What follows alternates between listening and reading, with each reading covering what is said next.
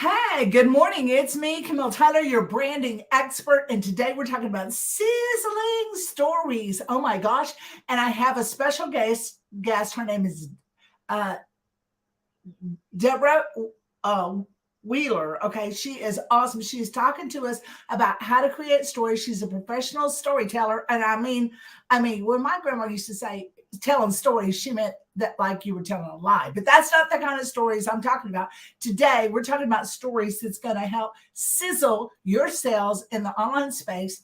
And I'm the branding expert, but Debra, she is the queen of storytelling. And we're going to bring her on right now. She's an author. She's a professional. We're going to find out a little bit more about her. So stick around. Okay. Are you ready? Yeah. Let's go. Oh yeah. This is Debra Wheeler. She is a professional storyteller. And so first of all, tell us why telling stories are so important. Why do we need to tell a story? Thank you, Camille. I'm so honored to be with you today. And I appreciate that great introduction. Storytelling. Why? Because each of us have these incredible stories to tell in our life journey. And our stories can be ones of different ways that we have traveled through life. And each of us have a message because of that story. And I have learned through all the years that I have been a storyteller, which actually started when I was a kid, being told, go to your room, Debra Ann. That's where I started to be a storyteller with my dolls, with my stuffed animals. I created story. Now, that beginning part of story of childhood became a journey when I was 14 and started babysitting. I told stories to the kids because do you know what I learned at 14? Stories can manipulate a little, but stories can also inspire and bring peaceful feelings to children, like at bedtime. And then the stories that I began to tell later on in life are the stories that both inspire, educate, and bring joy to many audiences. I have been performing all over the United States and the world for 45 years. And I was also, Camille and I have a little secret. We were both teachers. Yeah, we were. And I used it in my classroom as a way to deliver curriculum. Right. So now, in this format, on Instagram, on social media, I know, Camille, you have been a proponent for story. Brand story brand stories. So Debra, let me just tell you something. Like one of the reasons I was so successful in the classroom is because I shared my story. I was a teacher, I taught reading, and I was certified in all these different areas. But because of my disability, I have problems spelling when I write on the board. I have problems with spelling. And my students would say, Miss, you misspelled that, or Miss, you did this wrong. And I said, listen, this should give you hope because you're in my classroom right now, sitting as a 14-year-old. And when I know what it feels like, because you have problems reading out loud, you have problems right here. I understand because I was there.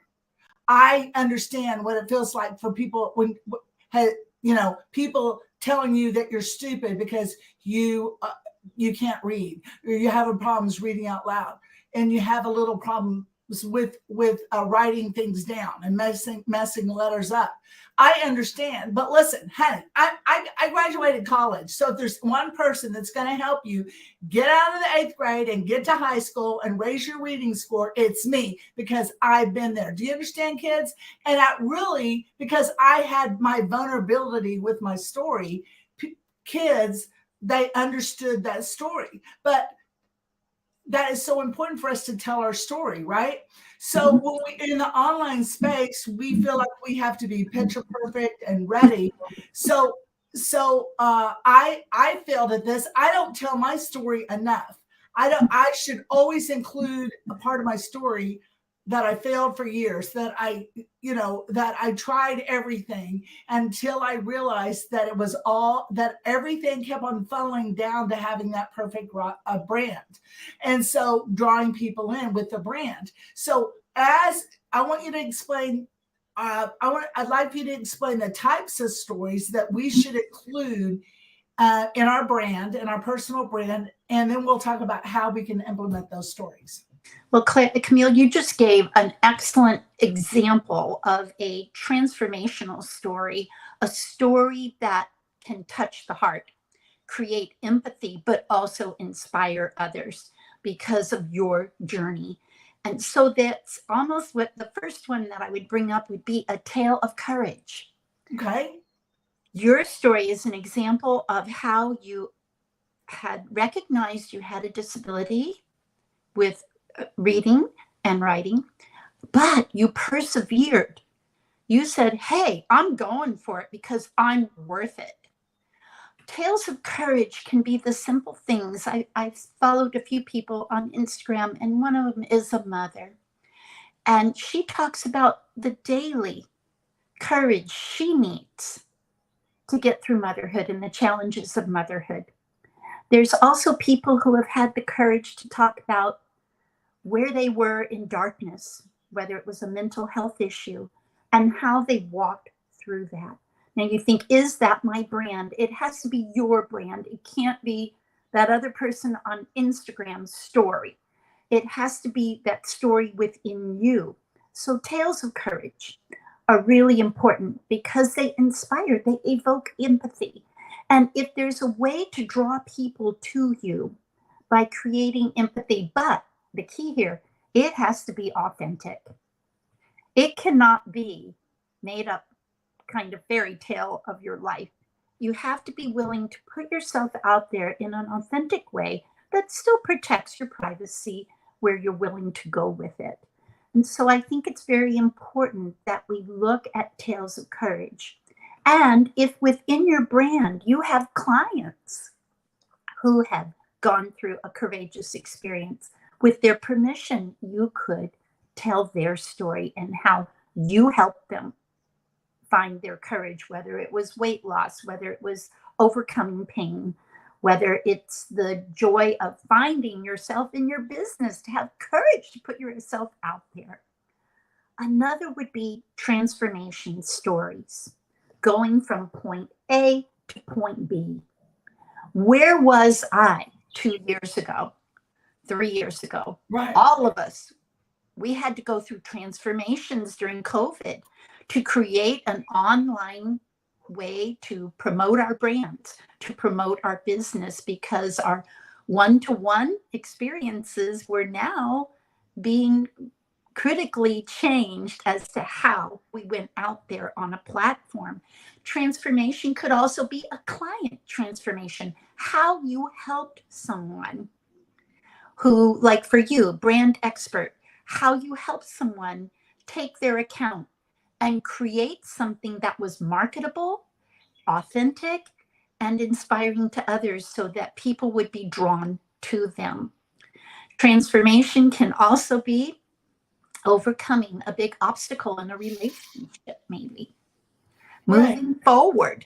So it doesn't have to necessarily be that big business leap. It could be about a relationship issue. Yeah. Have you seen any people going through their relationship issues and showing their transformation and courage? Yeah, I didn't, until you were talking about stories and transformations, I never realized.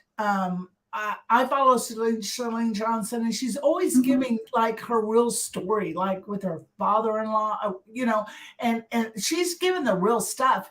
But maybe I've been scared to do that because I left an abusive relationship and I came out of that after 14 years to become my real self. So thanks for that reminder that, and in doing that, that is part of my brand. But that part of my brand, I hide. I don't tell people about it. I don't tell people that, but when we tell a real story, we set up a win-win situation. Okay. We attract the perfect buyer. We attract the people that we were meant to help in the world. Mm-hmm. And so can you tell us, like, give us some ways how we can tell our stories through? What do we need? Like, how do we get our story out there? How do we get our vulnerability out there? Now, first of all, you have to find out what part of your vulnerability you are willing to share. Right. Like you, there's still some tender parts. People sometimes are still walking through a grief of a relationship, or they haven't found that safe place where they can talk about it yet. So I say highlight a part of that story. Find out the parts you can tell if you're telling the personal story. So for instance, you find that piece. Okay, I came as 14-year-old daughter of a mother who got breast cancer. Well, there's a whole audience of what I call breast cancer survivors, the children of women who have suffered breast cancer. Mm-hmm. And the children have gone through a journey too. That's just a for instance. So I could develop my story to reach out to the survivors of breast cancer and the children of breast cancer to offer them hope of how you get through it. And so I would develop a story of, first of all, when it happened to me, how I felt about that, but where did I make that leap into hope to move forward in my life and to help others with that message. Right. So that is a for instance of how a story could be used. Did I share all my intimate details? Did I break down in tears? Well, sometimes when I tell that story, I do get tears in my eyes. And when I tell it to an audience, the audience is crying, okay? That wasn't my point to make them in tears, but why did they cry? Because they related to it. Right. And they saw me standing strong and courageous in front of them to tell that story, but also to offer steps to heal and to have hope.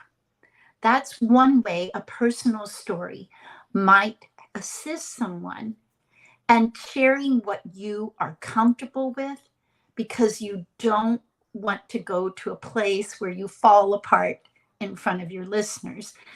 Most of Instagram is pretty upbeat, but I have seen people who really approach some dark subjects at times in a beautiful way because they're trying to help other people heal from their trauma. Right. We have to be vulnerable. We have to be, we have to realize that. And just in this minute talking with you, I brought back my story of my teachers in my classroom. So if you are, I got a lot of inspiration when I first started my online spaces, started blogging, and faced all of these people that told me I couldn't do it because of my spelling disability. How dare I? My husband's a professional contract writer, so he was like, like yelling at me. How could you put this online? It's totally not done right. Like, it's an embarrassment. Maybe you shouldn't be a blogger, and like all of that. But I heard a story from Neil Patel, who's an SEO expert. And when he explained his story, hey, you know what? You go to one of my blogs, then you're going to find some spelling errors. But you know what? I'm dyslexic. And I said, holy smokes, if I have, it's the message in my blog articles. It's the foundation of me spreading the word and giving people information to help them build that rockstar brand. But he was vulnerable with his. So we need to be vulnerable. Don't you agree? We need to be vulnerable in our stories to get the message across, right? Because I think we become relatable. When you are vulnerable, you are human. You're not that glossy, perfect person with the great, perfect makeup on, the perfect outfit. Your house doesn't have to be clean. One of my friends, Alyssa Dom, is on Instagram. She just published her first book. And when she went to go to the door to get her books off the porch, you walk down her stairs and you see the kids' toys everywhere in her house. Why did she do that? Because she is a working mom. And this is what her reality is. And it showed the vulnerability of how it's her home. And this is where she does her job. And so I think people could relate to, oh my gosh, look at her. She's a mom. She works from home. And look at this. She just published a book and she still raises her kids, you know? And I think that was just a moment like, okay, not every time we are going out. Like when you go out and show us on your stories, your chickens. Yeah, I This do. is your life, right? This is part of who you are. And it's okay if we're not perfect. And I think Sue B. Zimmerman has frequently said, we don't have to be perfect when we are presenting ourselves in our brand strategy. That vulnerability equals humanity. That vulnerability says, I can relate to her. Look at her. She is just a normal person. She's not sitting in her glass office being perfect. Yeah. So as you're coming on, be sure you put your contact. Let us know about your brand. What is it about? Maybe you don't have a brand. Maybe you need to help. Reach out and help us.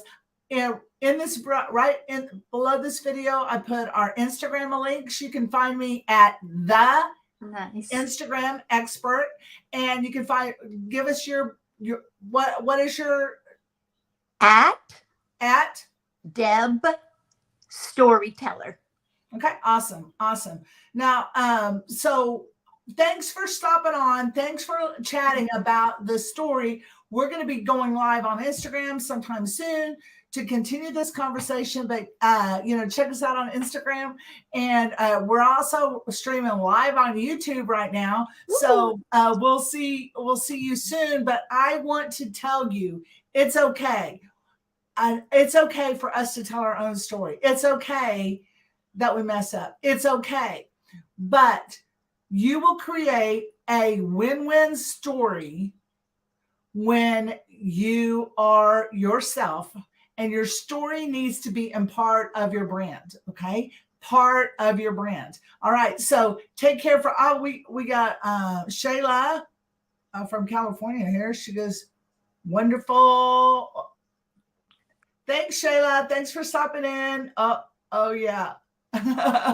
So listen, I'm going to be trying to do a collaboration at least once a week. So if you have a story that you'd like to tell, I'd like to help you tell your story, because I know you. I'm speaking to you too, Debra. Yes. I know you have the best products and services on the gosh darn planet today. The problem is not the right people know your name. So let's get out. And thank you for helping us learn how to tell our stories and why they're so important. So thanks so much. Thank you, Camille. Like and subscribe and share this out like social media glitter. See ya. Bye.